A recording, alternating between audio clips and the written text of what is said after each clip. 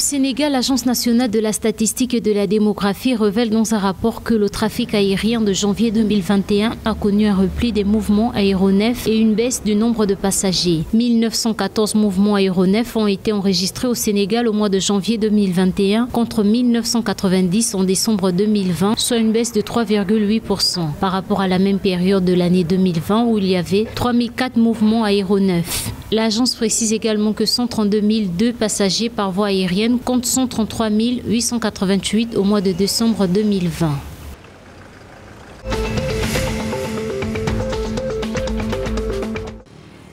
Les villages de la commune de Saint-Enga au nord du Burkina Faso ont été le théâtre d'une nouvelle attaque qui a fait plusieurs morts. C'est ce qu'a annoncé le gouvernement qui déplore une dizaine de morts alors qu'un élu local, lui, évoque une quinzaine de morts. Notons que ces attaques qui ont occasionné un mouvement des populations surviennent après une embuscade perpétrée lundi 26 avril 2021 dans l'est du Burkina Faso, lors de laquelle 3 journalistes occidentaux ont été tués. Rappelons que le Burkina Faso est depuis 2015 victime des attaques djihadistes, causant ainsi la mort de plus de 1200 personnes et plus d'1 million de déplacés fuyant les zones de violence.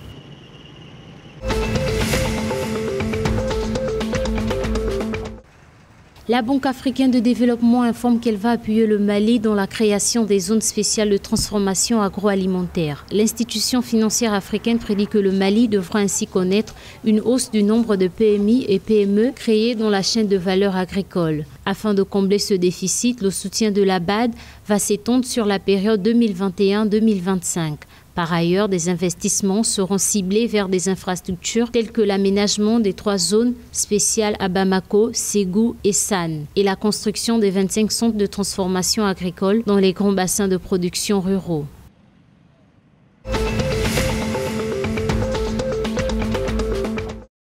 Grâce à la mise en service de la centrale électrique Kekeli Efficient Power, basée dans la zone portuaire de Lomé, le Togo a augmenté ses capacités de production d'électricité. La plateforme devra générer une puissance de 47 MW grâce à la turbine à gaz, puis de 65 MW d'ici fin 2021. Avec une production annuelle estimée à 532 GWh, la nouvelle centrale permettra de desservir 250 000 foyers togolais, soit plus d'1,5 million de personnes représentant 20% de la population en énergie électrique. Ce pays d'Afrique de l'Ouest ambitionne de faire passer son taux d'électrification de 40% à 50% en 2020, à 75% en 2025, puis à 100% en 2030.